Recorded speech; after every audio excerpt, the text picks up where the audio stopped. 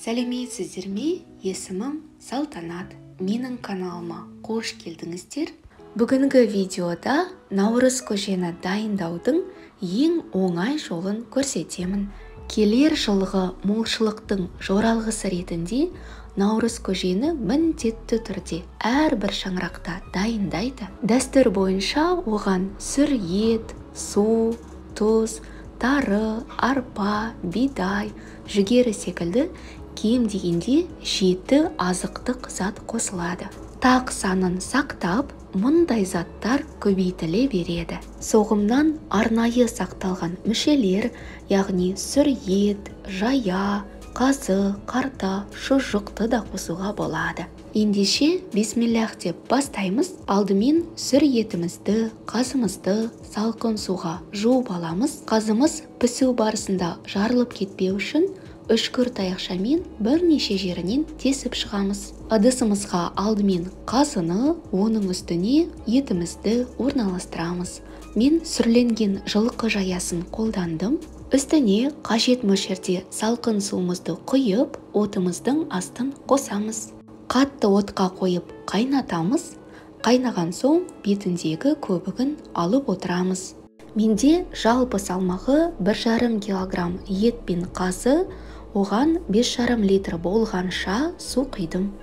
Көбігін алып болған соң ең баяу отқа қойып, қазанымыздың бетін жауып, ет піскенше 2-2,5 сағат пісіреміз. Наурыз көжеге қосылатын дәнді дақылдар арпа, бидай, жүгері, тары. Мен аз ғана кеспе қосамын. Сонымен қоса міндетті түрде ақ нәрсе қосуымыз қажет. Менде қатық, айран қолдансаңыз болады. Және де менде мына жерде сүзбе құрт, яғни осындай сорпаға қосылатын арнайы сұйық құрт. Кеспе қосу, қоспау өз еріктеріңізде. Кеспені қолдан жайып, осылай кептіріп қойған болатынмын. Аз ғана 50 грамм қолданамын. Кеспе қосатын болсаңыз, рецептісін төменге қалдырамын. Барлық дәнді дақылдарымызды суымыз мөлдір болғанша 3-4 рет жуып алдық. Енді сорпамыздың ішінде тезірек пісу үшін қайнаған суымызды құйып, жібітіп қоямыз. Бетін тәрелкемен жауып қою қажет. Тарымызды жібіту қажет емес, өйткені ол 5-7 минутта пісіп шығады. Мен бүгін тарының орнына аз ғана кеспе қолдануды жөн көрдім. Сонда дайындайтын көжем 9 құрамнан тұрады. Ет, су, тұз, арпа, бидай, жүгері, кеспе, қатық және де құрт.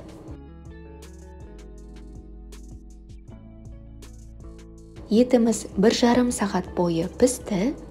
Ең алдымен жүгерімізді қосамыз, өйткені ең ұзақ пісетін дәнді дақыл ол жүгері. Кейін 20 минуттан кейін бидай мен арпамызды қосамыз. Жібітілген бидай мен арпамыз шамамен 30 минутта пісіп дайын болады.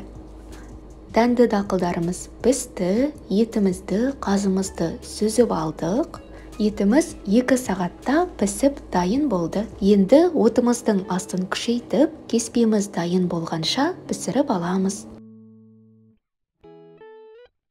Сорпамыздың дәмін көреміз. Етіміз тұзды болғандықтан, тұзды ең соңында қосуға кеңес беремін. Тұзды көп қосып жібермеңіз, өйткені көжеге қатық, құрт қосатын боламыз.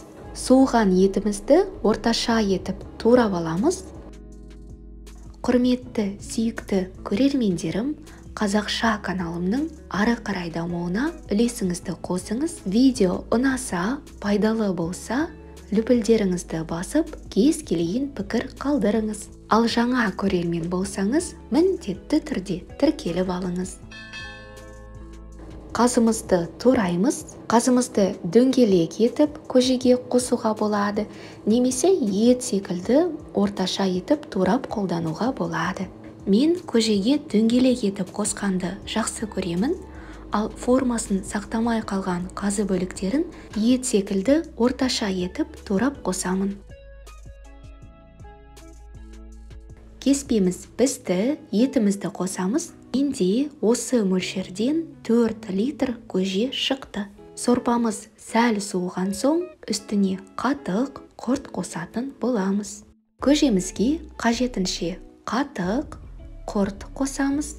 Ерітіп, мұқият араластырамыз, қазымызды қосамыз. Көжеміз дайын. Келе жатқан төл жаңа жылымыз, Наурыз мейрамы құтты болсын, ұлыс оң болсын, ақ мол болсын, еліміз тыныш, туған жеріміз аман болсын. Әрбір жаңа күн әр отбасына шат көңіл, бақыт, береке, молшылық сыйласын. Амандықта, жақсылықта жүздескенше.